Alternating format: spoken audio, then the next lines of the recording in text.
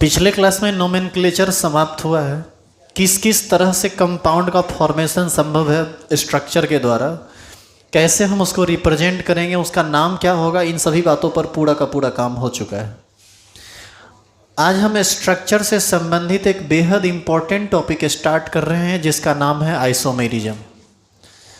यहाँ पर अभी जो आइसोमेरिज्म हम लोग पढ़ेंगे ये बोर्ड लेवल का पढ़ेंगे। आपको यदि एडिशनल और ज़्यादा ज़रूरत हो तो उसको आपको साइड से पढ़ना पड़ेगा। हम पढ़ा देंगे आपको, लेकिन आपको उसके लिए एक्स्ट्रा टाइम देना पड़ेगा, क्योंकि आइसोमेरिज्म को दो तरह से ख़त्म किया जा सकता है। एक बोर्ड लेवल पर जब काम चलेगा तो 7 से 8 दिन या मैक्सिमम 10 दिन में समाप्त हो जाएगा, और IIT standard IIT advance level पर काम चलेगा तो उसमें कम से कम, जैसे आप डेली 40-45 मिनट पढ़ते हैं, तो उसमें हमको लगता है कम से कम 2.5 से 3 महीना लगेगा ख़त्म करने में, और आपके पास उतना वक्त नहीं है कि उसको ख़त्म किया जाए उस तरह से पढ़ा के। उसमें बहुत सारी बातों को आपको समझने के लिए मिलता है, लेकिन वहाँ पर अभी हम जा नहीं रहे हैं। हमारा जो अपना टॉपिक है हम उस पर हैं। यदि आपको ज़रूरत महसूस हो तो आप हमसे बात ज़रूर कीजिएगा, हम आपको समझा देंगे। फ़िलहाल हम जो शुरुआत करते हैं आइसोमेरिज्म का, जो पहले बिल्कुल नॉर्मल लेवल है उससे, सबसे पहले टॉपिक का नाम लिखेंगे आइसोमेरिज्म। ये टॉपिक का नाम है,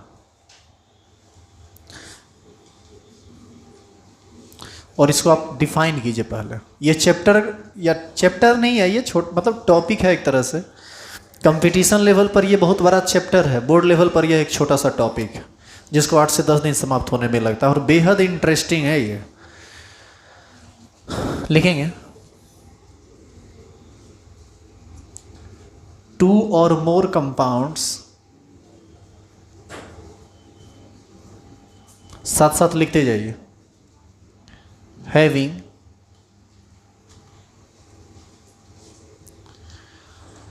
same molecular formula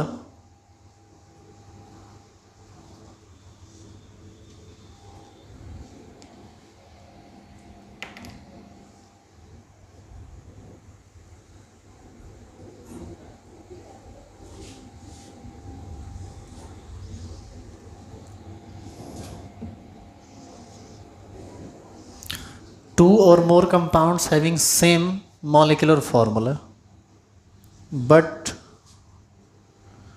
their structures are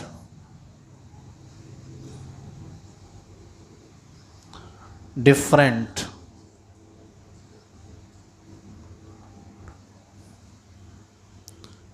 are called isomer,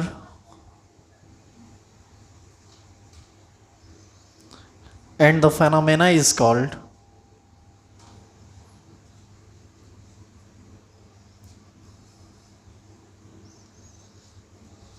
isomerism.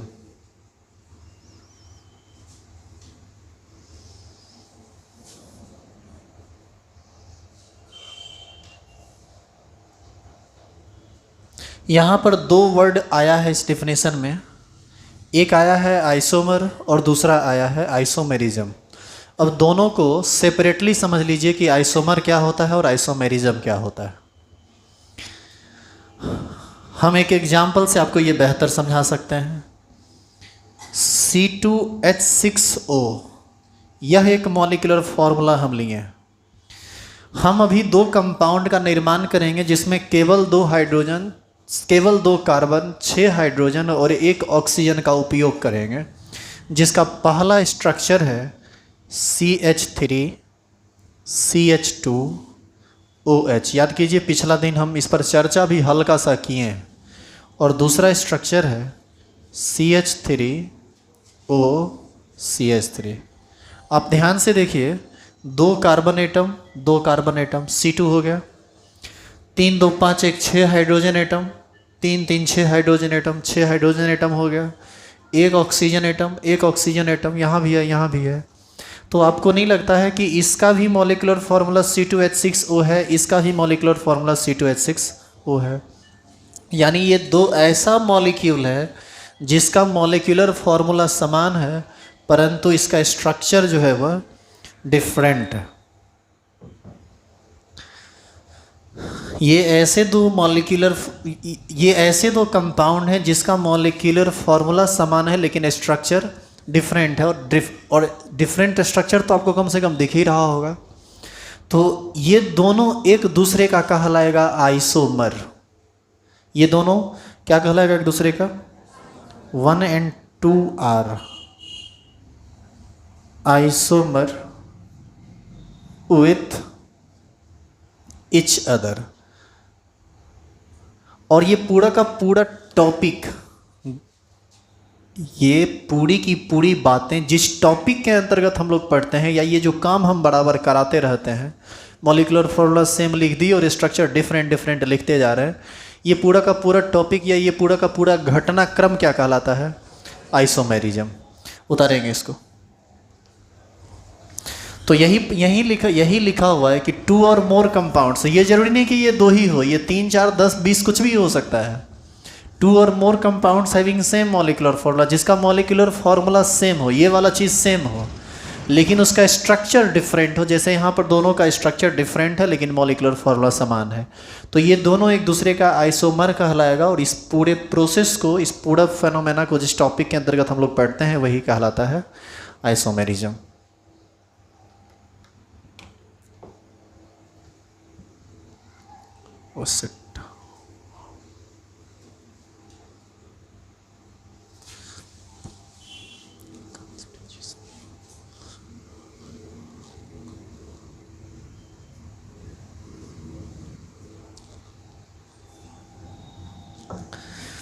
अब ये जो आइसोमर होते हैं या आइसोमेरिज्म होते हैं, ये 2 प्रकार का होता है। एक होता है स्ट्रक्चरल और एक होता है स्टेरियो।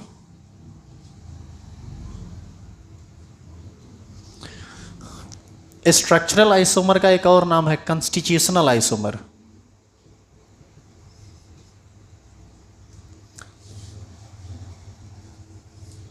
और स्टीरियो का एक और नाम है स्पेस आइसोमर।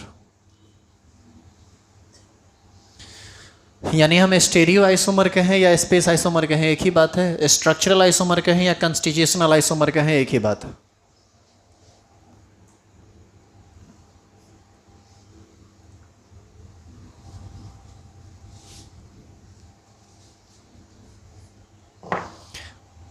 ये 2 टाइप का होता है, पहला स्ट्रक्चरल या कॉन्स्टिट्यूशनल, दूसरा स्टीरियो या फिर स्पेस आइसोमर।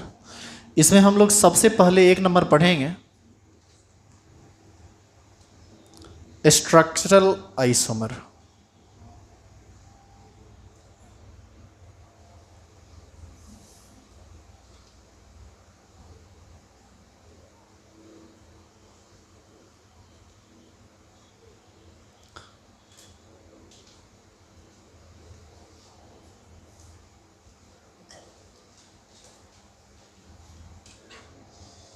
लिखेंगे 2 or more compounds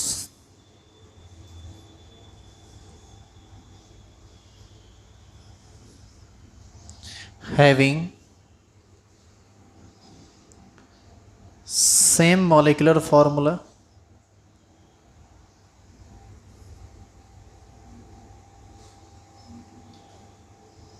but differ in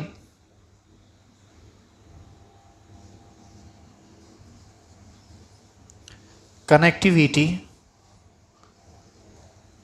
of atom or group of atoms।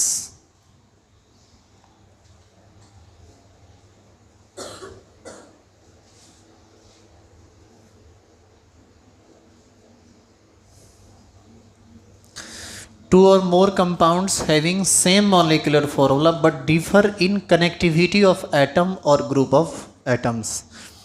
देखिए ये सब चीज़ जो है ना जनरली आपको ऐसे समझ में आएगा नहीं डिफिनेशन से, जब तक आप एक प्रॉपर एग्जाम्पल नहीं समझोगे आपको ये बात समझ में नहीं आएगी। इसीलिए इस बात को भी आप थोड़ा एग्जाम्पल से ही समझिए। एक वर्ड इसमें यूज हुआ है connectivity. What do you mean by connectivity? क्या होता है इसका सिंपल मीनिंग? जुड़ने का तरीका। कैसे वो जुड़ा है, इसी को हम लोग कनेक्टिविटी कहेंगे। आप एग्जाम्पल से समझो। देखिए, हम एक एग्जाम्पल लिखते हैं CH3 CH2 CH2 Cl। बताइए कितना कार्बन है यहाँ? 1 2 3 4 गो है रे। इसको भी गिन लेता है, मार के मुँह में फूला देंगे। ये सब गलती आगे से किया तो छोटा कहीं का।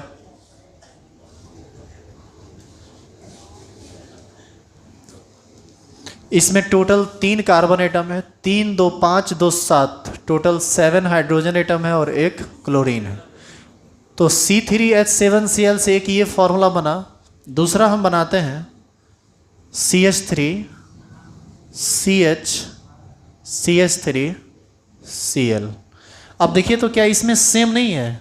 1 carbon 2 carbon 3 carbon, C3 3 4 3 7 hydrogen 7 hydrogen और क्लोरीन 1। क्या बात समझ में आ रही है? एक बार फिर से सेम मॉलिक्यूलर फॉर्मूला है, लेकिन आप देखिए तो अंतर क्या है? कनेक्टिविटी में। किसके कनेक्टिविटी में? एटम के या ग्रुप ऑफ एटम्स के कनेक्टिविटी में अंतर है। क्या अंतर है भाई? यहाँ पर ये जो क्लोरीन है ये साइड में जुड़ा हुआ है, साइड में जुड़ा हुआ है, और यहाँ पर क्लोरीन बीच में जुड़ा हुआ है। यदि हम पेरेंट चेन लेकर देखें तो थोड़ा ज़्यादा स्पष्ट समझ में आएगा। यहाँ पर 3 कार्बन का पेरेंट चेन, यहाँ भी 3 कार्बन का पेरेंट चेन। यहाँ पर इधर से नंबरिंग हुआ, चूँकि क्लोरीन इधर नज़दीक है, इधर यहाँ कहीं भी करोगे तो तुमको दूसरा पोजीशन पड़ाएगा। तो ऐसा नहीं लगता है कि यहाँ पर 1 क्लोरो करके नाम लिखाएगा और यहाँ पर 2 क्लोरो करके लिखाएगा। इसका मतलब ये हुआ ना कि एक एटम जो क्लोरीन है इसका कनेक्टिविटी डिफरेंट है। बोलिए हाँ या ना? तो इस प्रकार से कनेक्टिविटी में डिफरेंस आ जाता है। यदि मॉलिक्यूलर फॉर्मूला समान हो और एटम के या ग्रुप ऑफ एटम्स के कनेक्टिविटी में अंतर हो तो उसी को हम लोग किसके अंतर्गत रखते हैं? स्ट्रक्चरल आइसोमर के अंतर्गत रखते हैं, या इसी को कॉन्स्टिट्यूशनल आइसोमर भी कहा जाता है। तो हम कह सकते हैं कि 1 and 2 are structural isomer with each other. लिख दीजिए एग्जाम्पल।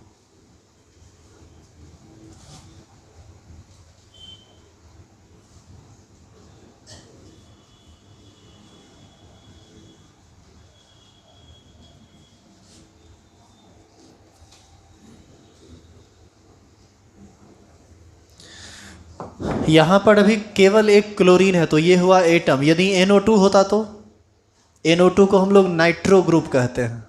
ये ग्रुप कहीं भी लिखा हो ना, नाम में इसका नाम क्या होता है? नाइट्रो। जैसे इसका नाम हो जाएगा 1 क्लोरोप्रोपेन, इसका नाम यदि यहाँ पर NO2 लग जाता तो नाम हो जाता 1 नाइट्रोप्रोपेन, यहाँ पर हो जाता 2 नाइट्रोप्रोपेन।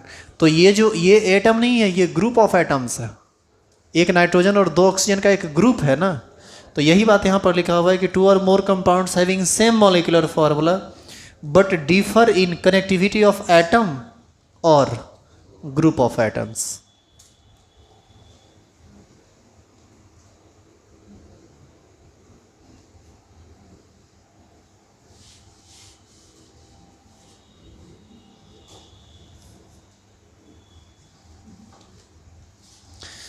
अब ये दूसरा है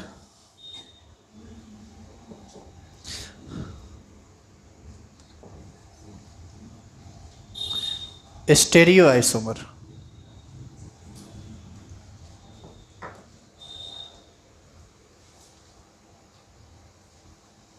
देखिए, हम अब ये बात बार बार नहीं कहेंगे कि 2 or more atoms having same molecular formula, क्योंकि जब हम आइसोमेरिज्म की बात करेंगे तो ये निश्चित है कि मॉलिक्यूलर फॉर्मूला जो है वह सेम होगा। मॉलिक्यूलर फॉर्मूला यदि सेम नहीं होगा तो वहाँ पर हम आइसोमेरिज्म की बात कर ही नहीं सकते हैं। तो ये तो तय हो चुका। तो आइसोमेरिज्म में जब भी हम बोलेंगे तो अब ये बात हम बार बार रिपीट नहीं करेंगे, ये अंडरस्टूड है, ये आप अपने आप में समझ लेंगे कि वो क्या कहना चाह रहे हैं।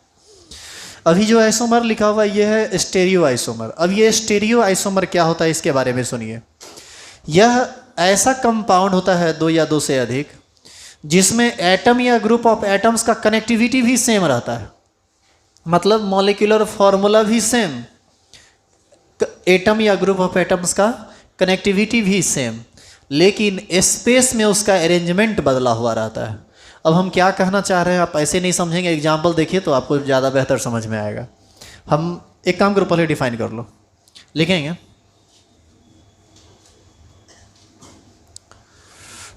To or more compounds having same connectivity. अच्छा, एक चीज तुम देखा था, अभी ये साइड में लगा हुआ था, ये बीच में लगा हुआ था, तो हम बोले थे कि कनेक्टिविटी जो है वह डिफर कर गया। अब कुछ ऐसा होगा कि क्लोरीन वहीं लगा हुआ रहेगा, फिर भी डिफर कर जाएगा।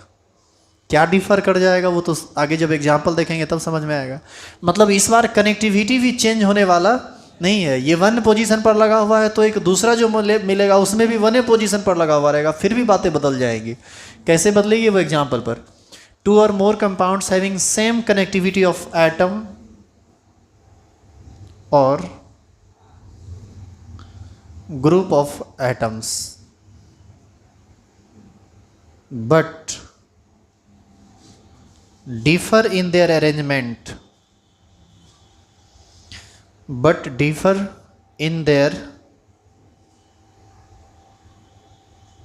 arrangement in the space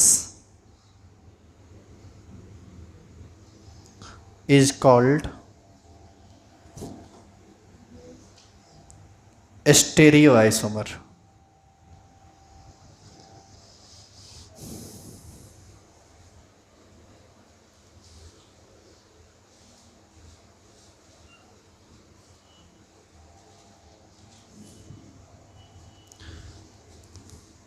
इस बार मॉलिक्यूलर फॉर्मूला भी सेम रहेगा, कनेक्टिविटी भी सेम रहेगा, लेकिन स्पेस में उसके अरेंजमेंट में कुछ परिवर्तन होगा। देखिए कैसे, दो एग्जाम्पल से बेहतर समझेंगे आप। ये कार्बन कार्बन के बीच का डबल बॉन्ड है, और एक और हम कंपाउंड बनाते हैं जिसमें कार्बन कार्बन के बीच बॉन्ड के साथ डालते हैं डबल। देख पा रहे हैं आप, यहाँ पर हम हाइड्रोजन लगाते हैं और यहाँ भी हाइड्रोजन लगाते हैं, यहाँ पर एक Cl जोड़ते हैं और यहाँ पर एक Cl जोड़ते हैं। तो आप देखिए, दो कार्बन इसमें है, दो हाइड्रोजन इसमें है, और क्या है, दो क्लोरीन। इसमें देखो,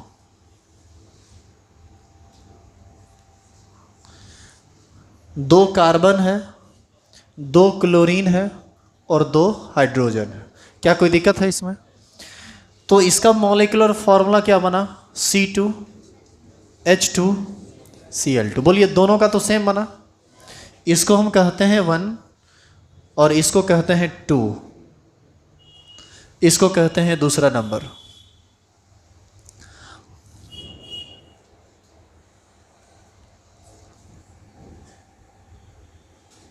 अब आप गौर कीजिए,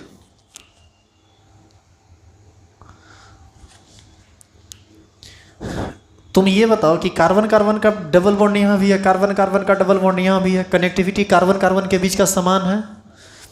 इस कार्बन पर एक हाइड्रोजन और एक क्लोरीन जुड़ा हुआ है, क्या इस कार्बन पर एक हाइड्रोजन और एक क्लोरीन नहीं जुड़ा हुआ है? यानी इस कार्बन का कनेक्टिविटी उसके कनेक्टिविटी के बिल्कुल एक जैसा है। इसमें देखो, यहाँ भी एक हाइड्रोजन है और यहाँ एक क्लोरीन है, इसमें भी एक हाइड्रोजन है और यहाँ एक क्लोरीन है, यानी कनेक्टिविटी तो सेम हो गया। दोनों कार्बन से एक हाइड्रोजन एक क्लोरीन यहाँ भी जुड़ा हुआ है, वहाँ भी दोनों कार्बन से एक कार्बन और एक हाइड्रोजन और एक क्लोरीन दोनों जुड़ा हुआ है। अब अंतर क्या है? अंतर यह है कि स्पेस में इसका अरेंजमेंट बदला हुआ है। अब देखिए, यहाँ पर दोनों क्लोरीन एक ही साइड है, दोनों हाइड्रोजन सेम साइड है, मतलब सेम एटम सेम साइड है। लेकिन जरा आप यहाँ पर देखिए तो ये क्लोरीन और वो क्लोरीन एक दूसरे के अपोजिट साइड ना गया। एक दूसरे के अपोजिट साइड आने से ना प्रॉपर्टी डिफर कर जाती है, और प्रॉपर्टी डिफर कर जाएगी तो same molecular formula, same connectivity रहने के बावजूद भी मॉलिक्यूल का प्रॉपर्टी यदि बदल रहा है, इसका मतलब है वह मॉलिक्यूल एक जैसा आपस में नहीं है, वह अलग जैसा है। अब देखिए कैसे, इस बात को समझिए।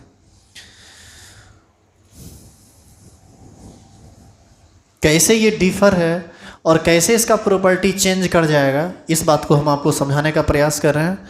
अब देखिए, आपको ये समझ में आ जाएगा। और स्पेस में अरेंजमेंट बदला हुआ है, ये जो अरेंजमेंट चल रहा है ये स्पेस में ही ना चल रहा है अरेंजमेंट। तो स्पेस में अरेंजमेंट डिफरेंट है। एक बार स्पेस में अरेंजमेंट सेम एटम का सेम साइड है, जबकि दूसरे में अरेंजमेंट सेम एटम का अपोजिट साइड है। देखिए अब कैसे इसका प्रॉपर्टी चेंज करेगा।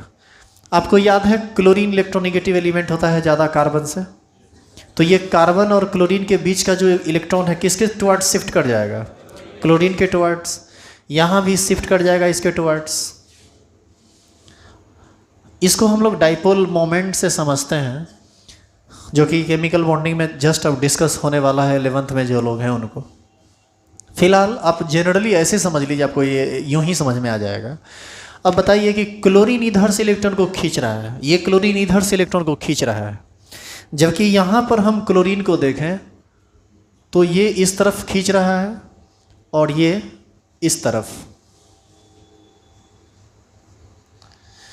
तो बताइए यहाँ पर आपको नहीं लगता है कि क्लोरीन एक दूसरे के अपोजिट डायरेक्शन में फोर्स लगा रहा है और ये सेम डायरेक्शन में? आपको ऐसा नहीं लगता है कि इसका रिजल्टेंट भागेगा बीच में, क्योंकि ये एक वेक्टर क्वांटिटी है और ये एक दूसरे के अपोजिट है, 180 पर है, तो एक दूसरे के फोर्स को ख़त्म करेगा। ये इसका डाइपोल मोमेंट 0 हो जाता है और इसका कुछ ना कुछ डाइपोल मोमेंट आ जाता है। ये एक अनबैलेंस मॉलिक्यूल हो जाता है और यह बैलेंस्ड मॉलिक्यूल आ जाता है। इसकी रिएक्टिविटी बढ़ जाती है, इसकी रिएक्टिविटी कम हो जाती है। इसका मतलब है कि same molecular formula, same connectivity रहने के बावजूद भी यह दोनों आपस में सेम नहीं है। क्यों सेम नहीं हुआ? Due to different arrangement of atoms or group of atoms in the space. Connectivity same है लेकिन स्पेस में इसका अरेंजमेंट बदला हुआ है, इस वजह से ऐसा हुआ है। इसीलिए 1 नंबर और 2 नंबर एक दूसरे का क्या कहलाएगा? आइसोमर। किस तरह का आइसोमर? Stereo isomer. स्टेरियो का मतलब ही होता है स्पेस। स्टेरियो मतलब स्पेस। स्पेस में अरेंजमेंट बदलेगा तो उसी को हम लोग किसके अंतर्गत रखेंगे? स्टेरियो या स्पेस आइसोमर के अंतर्गत। तो इसमें 1 लगा दीजिए, वो 2 लगा हुआ है ऑलरेडी, तो लिख देंगे 1 and 2 are stereo isomer with each other.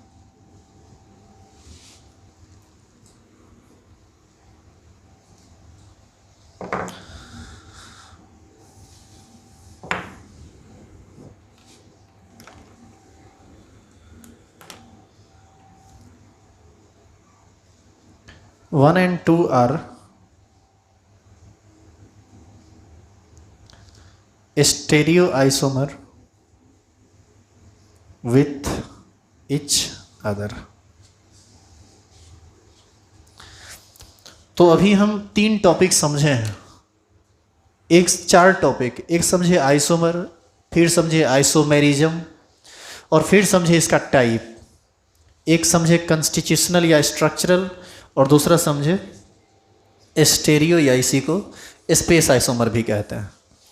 तो अभी तक तो ये जनरल बात आई है। अब हम क्या करेंगे, इस सब का जो क्लासिफिकेशन आगे जाके हुआ है, टाइप जो हुआ है, उसके बारे में पढ़ेंगे। चलिए, इसको लिख चुके हैं आप? तो उम्मीद करते हैं आइसोमेरिज्म का जो इंट्रोडक्शन हुआ है, जो परिचय हुआ है, उसको आप समझ रहे हैं कि आइसोमेरिज्म क्या है और इस चैप्टर के अंतर्गत हम लोगों को क्या पढ़ना है। आइसोमेरिज्म कितने तरह का होता है? 2 तरह का। कौन कौन? स्ट्रक्चरल आइसोमर और स्टेरियो आइसोमर। अब इसका फर्दर क्लासिफिकेशन होगा। ये स्ट्रक्चरल आइसोमर 6 तरह का होता है। ऑर्गेनिक केमिस्ट्री में आप पढ़ोगे ये 6 तरह का होता है। 12th में जाइएगा तो वहाँ पर आपको 4 तरह का मिलेगा। ये 12th में कोऑर्डिनेशन कंपाउंड में जब आप पढ़ेंगे तो ये वहाँ 4 तरह का होता है। तो इसी के आधार पर वो भी होता है, लेकिन बातें वहाँ पर बहुत बदली हुई रहती है यहाँ की तुलना में। तो हम यहाँ की बात कर लें। जनरली ये ऑर्गेनिक केमिस्ट्री का ये बात है, चूँकि ऑर्गेनिक केमिस्ट्री ही चल रहा है। स्ट्रक्चरल आइसोमर टोटल 6 तरह का होता है और स्टेरियो आइसोमर टोटल 2 तरह का होता है। हम सबका एक एक करके नाम लिखेंगे, सबका पूरा डेफिनेशन लिखेंगे, सबको एग्जाम्पल के साथ समझेंगे। एक ही बार में टोटल ख़त्म नहीं होगा। पहले हम लोग पूरा स्ट्रक्चरल आइसोमर समाप्त करेंगे, फिर बढ़ेंगे किस पर? स्टेरियो पर। डेफिनेशन दोनों का समाप्त है। स्टार लगाइए और हेडिंग डालिए। There are 6 types of structural isomer in organic compound और इन ऑर्गेनिक केमिस्ट्री। और लिखिए, तो लिखा रहे हैं, लिखिए। There are 6 types of structural isomer in organic chemistry. सुनो, इनऑर्गेनिक नहीं लिखना ना, इन तनी देर रुकने के बाद ऑर्गेनिक केमिस्ट्री लिख देगा। इनऑर्गेनिक केमिस्ट्री पता चलेगा वहाँ 4 तरह का होता है। There are 6 types of structural isomer in, थोड़ा देर रुको और अब लिखो ऑर्गेनिक केमिस्ट्री। लिखेंगे number 1,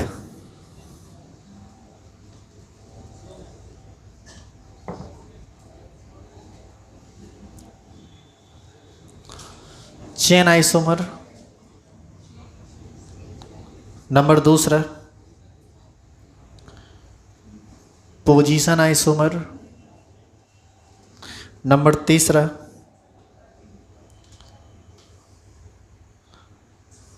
ring chain isomer. Number 4 metamer. Number 5 functional isomer.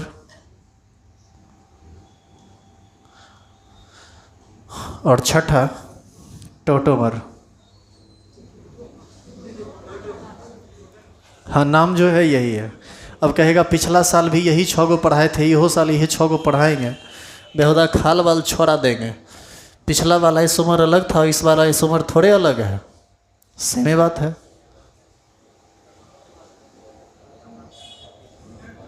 ये सब बहुत हल्का है, ये सब में कुछ नहीं है।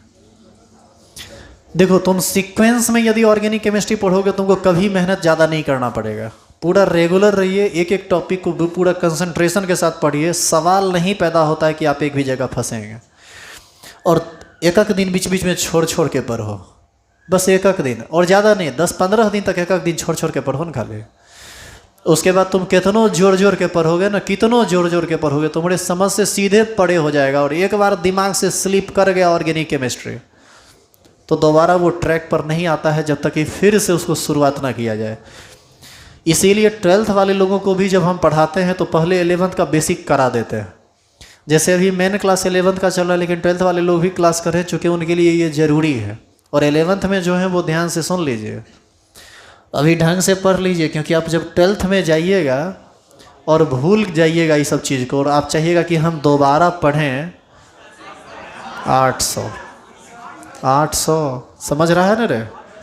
हाँ, इसीलिए ये लोग 12th वाला लोग सब अभी मंगनिया में पढ़ा। पता है लॉकडाउन की वजह से समय जो खराब हो गया है ना, इस वजह से इस सब को ज़्यादा टेंशन नहीं है, लेकिन तुम लोग को टेंशन होगा। इसीलिए 11th वाले लोग ध्यान में रखिएगा इस बात को, क्योंकि जब हम 12th में जाएंगे तो सीधे चैप्टर स्टार्ट करेंगे। चैप्टर स्टार्ट करेंगे तो तुम्हारा हाल जाएगा बेहाल हो। इसीलिए अभी से बिल्कुल इसको पकड़े हुए रहिए। लिखिए number 1 chain isomer.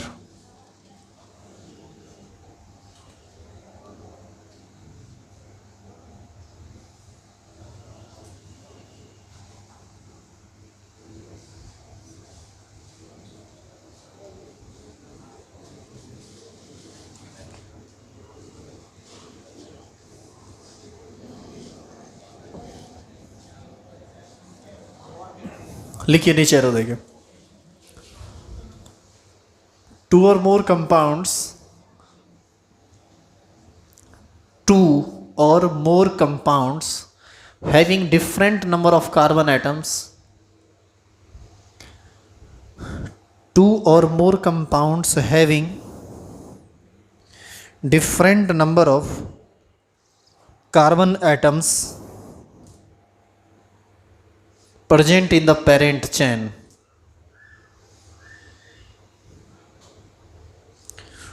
two or more compounds having different number of carbon atom present in the parent chain, PC जिसको आप कहते हैं, are called chain isomer, are called chain isomer।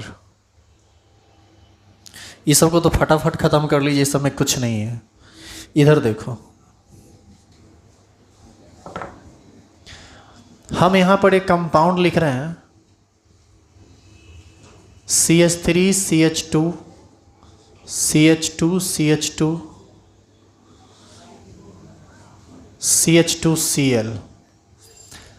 बताइए तो इसमें कितने कार्बन का पेरेंट चेन आएगा? 5। CH3 Cl दे दिया है तो ठीक है, नहीं दिया है तो यहाँ पर 3 कर दो, ज़्यादा बढ़िया रहेगा। CH3 CH2 CH CH3 CH3। बताइए यहाँ कितने कार्बन का पेरेंट चेन आएगा? 4।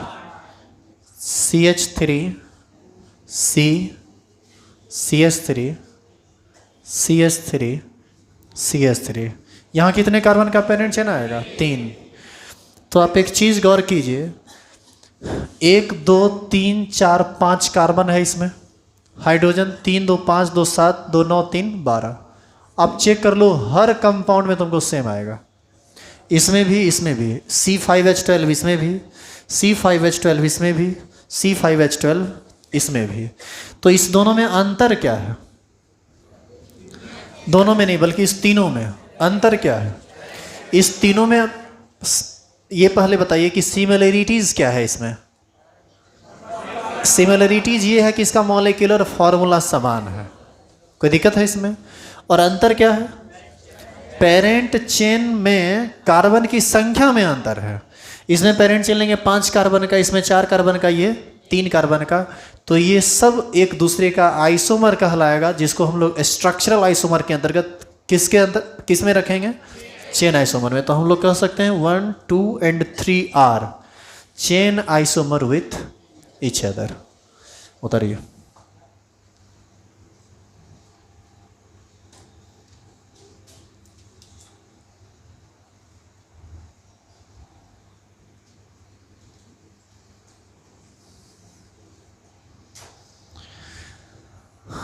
और ये जो समझता होगा ना ऑर्गेनिक कितने आसान हमेशा रह जाएगा। आइसोमेरिज्म खत्म छोड़िए ना, आइसोमेरिज्म से आपको पता चलने लगेगा कि कितना डेप्थ है इसमें।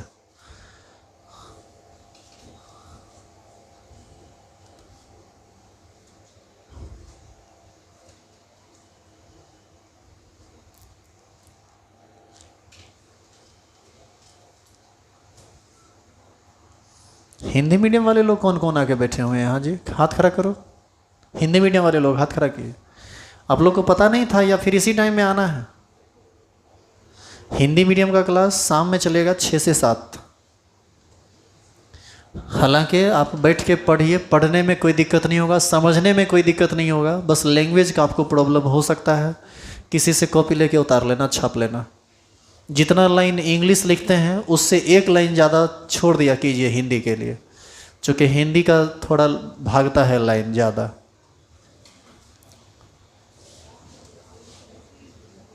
लिख लिया क्या? हम एक स्ट्रक्चर अभी लिख रहे हैं, उसका आपको एक दूसरा आइसोमर खुद से क्रिएट करना है, चेन आइसोमर। ये मिटा दो। और हाँ, हम बार बार मॉलिक्यूलर फॉर्मूला नहीं लिखेंगे। और ये बात तुम ध्यान दो हमेशा कि हम जब एग्जाम्पल लिख देंगे ना, कह देंगे कि 1 2 3 आर ये आइसोमर वो आइसोमर, तो तुम्हारे दिमाग में ये बात सेट हो जाना चाहिए कि उस सब का मॉलिक्यूलर फॉर्मूला आपस में समान होगा। ये बात हम हर बार नहीं बोलेंगे। अभी चूँकि शुरुआत है तो बार बार हम कह रहे हैं ताकि तुम्हारे दिमाग में ये बात सेट कर जाए कि जितना मॉलिक्यूलर स्ट्रक्चर यहाँ पर लिखा हुआ है इस सब का मॉलिक्यूलर फॉर्मूला समान है। एक स्ट्रक्चर हम आपको दे रहे हैं, इसका आपको लिखना है चेन आइसोमर। कुछ नहीं दे रहे हैं, दूसरा नंबर लिख रहे हैं, लिखो पोजीशन आइसोमर। झूठे दिन काटने का जरूरत नहीं है।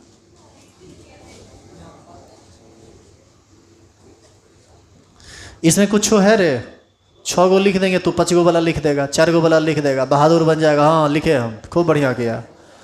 बहादुरी ज़्यादा जरूरी नहीं है, अभी आप आगे बढ़िए, सब बहुत हल्का बात है, इसलिए इस पर ज़्यादा वर्क नहीं करेंगे हम लोग। अब ये है पोजीशन आइसोमर। पोजीशन आइसोमर एक ऐसा आइसोमर होता है जिसमें पेरेंट चेन में कार्बन की संख्या में कोई भिन्नता नहीं आती है। मतलब पेरेंट चेन में कार्बन की संख्या सेम रहेगी, लेकिन डिफर करेगा वहाँ पर क्या? किसी एटम का या ग्रुप ऑफ एटम्स का position, including carbon carbon double bond and carbon carbon triple bond. तो हम कहेंगे 2 or more compounds having same number of carbon atom in the parent chain but differ in the position of atom or group of atoms including carbon carbon double bond and carbon carbon triple bond. Example पर बेहतर समझेंगे, आप इसको define कीजिए, लिखिए तो to or more compounds having two or more compounds having two or more compounds having same number of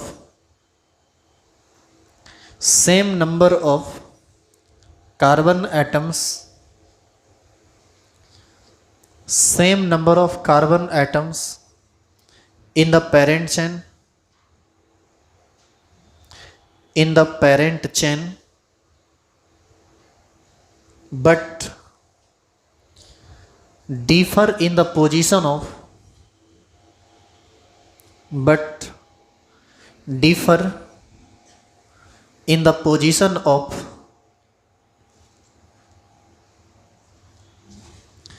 atom or group of atoms including carbon carbon double bond and carbon carbon triple bond. यदि carbon carbon double bond और carbon carbon triple bond के position में भी भिन्नता आ जाए तो ये किसके अंतर्गत आएगा? पोजीशन आइसोमर के अंतर्गत। लेकिन ध्यान रहे पेरेंट चेन में कार्बन क्या होना चाहिए? सेम होना चाहिए, समान होना चाहिए। तो आइसोमेरिज्म को डेफिनेशन से ज़्यादा बेहतर ना तुम ऐसे समझ सकते हो, मतलब एग्जाम्पल पर ये ज़्यादा बेहतर समझ में आता है। तो एग्जाम्पल साथ साथ ही लिखिए। पहला structure CH3 CH2 CH2 Cl और दूसरा CH3 CH CH3 Cl। आप गौर से देखिए और बताइए कि क्या इस तीनों में पेरेंट चेन में कार्बन की संख्या 3 है? तो फिर अंतर क्या है? ये 1 ये 2 ये 3, ये 1 ये 2 ये 3। एटम के पोजीशन में ना अंतर है, ये 1 क्लोरोप्रोपेन है जबकि ये 2 क्लोरोप्रोपेन है। तो एटम के पोजीशन में अंतर है जबकि पेरेंट चेन में कार्बन की संख्या समान है। और आप मॉलिक्यूलर फॉर्मूला चेक कर लीजिए, वो तो आपको समान मिलेगा ही मिलेगा जब हम एग्जाम्पल लिखेंगे। तो ये हो जाएगा 1 and 2 आर कैसा आइसोमर? Position isomer. अभी थोड़ी देर पहले भी इस एग्जाम्पल को हम डिस्कस किए हैं। कहाँ? जब स्ट्रक्चरल आइसोमर लिख रहे थे तो उसका एग्जाम्पल बता रहे थे ना कनेक्टिविटी के बारे में, कि कनेक्टिविटी डिफरेंट हो गया, एक बार पहला पर जुड़ा तो दूसरी बार दूसरा पर। एक्चुअल में कनेक्टिविटी में क्या डिफर हुआ है? पोजीशन। एक बार फर्स्ट पोजीशन पर जुड़ा है तो दूसरी बार सेकेंड पोजीशन पर जुड़ा है। 1 and 2 are position isomer with each other।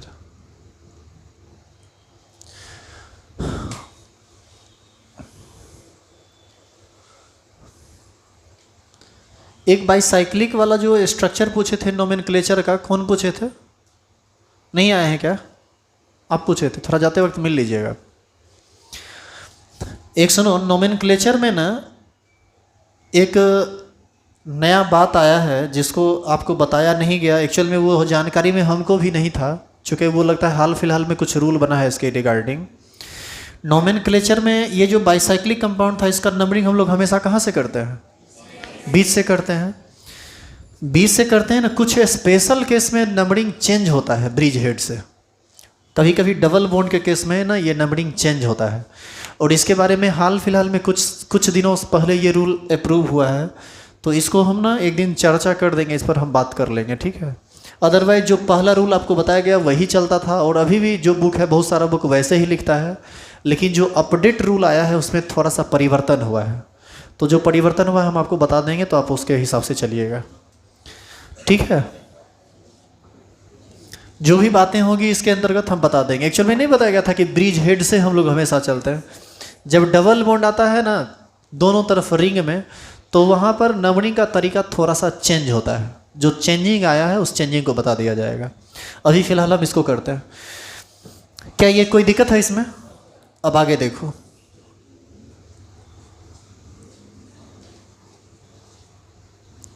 हम लोग के पास जो पुराना वाला बुक है उसमें उस तरह का कोई चर्चा नहीं है।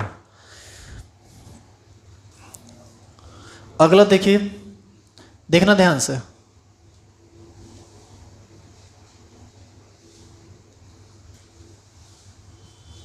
कितना कार्बन का पेरेंट चेन होगा यहां पर?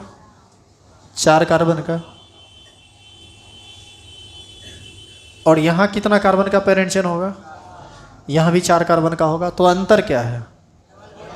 डबल बॉन्ड के पोजीशन में। यहां पर कोई एटम या ग्रुप ऑफ एटम बदल नहीं रहा है, सब ठीक है। पोजीशन में किसके पोजीशन में अंतर आ गया है? डबल बॉन्ड के पोजीशन में। तो ये दोनों भी एक दूसरे का कैसा आइसोमर कहलाएगा? Position isomer. किस चीज के पोजीशन में भिन्नता आ रही है? Double bond. 1 and 2 are position isomer with each other.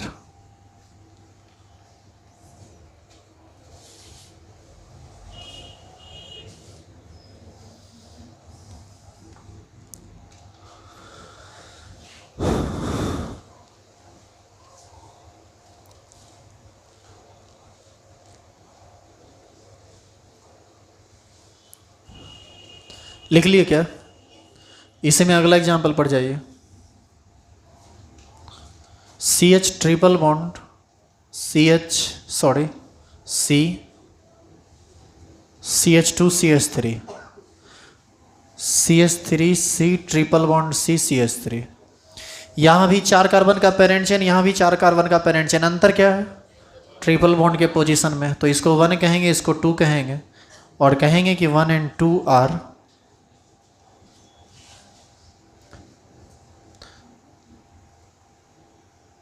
Position isomer with each other।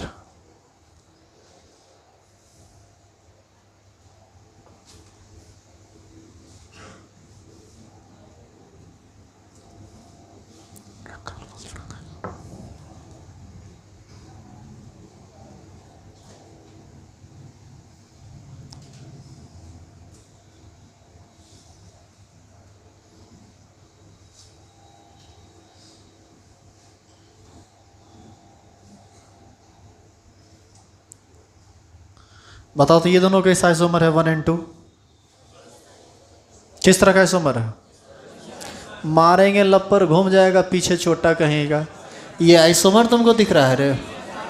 इसमें 5 कार्बन है, इसमें 4 कार्बन है, इसमें हाइड्रोजन की संख्या देखिए, गिन के देखिए तो ये कहाँ से आइसोमर दिख रहा है तुमको?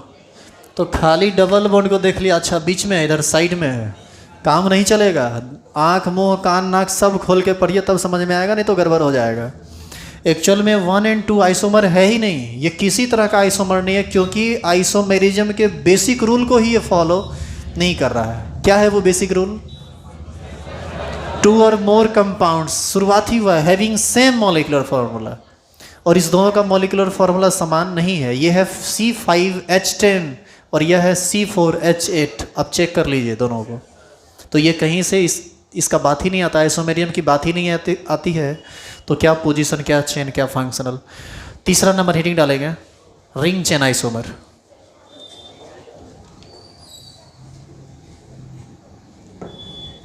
एक आध को तो उतारियो दिया होगा, लिख दिया होगा 1 and 2 आर पोजीशन आइसोमर। अरे पोजीशन बिगाड़ देंगे मुंह कान का, सही कह रहे हैं, ये सब उतारना मत, देख लो बढ़िया से। तीसरा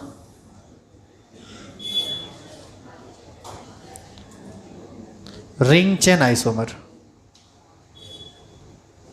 इसको हम लोग नेक्स्ट क्लास में करेंगे।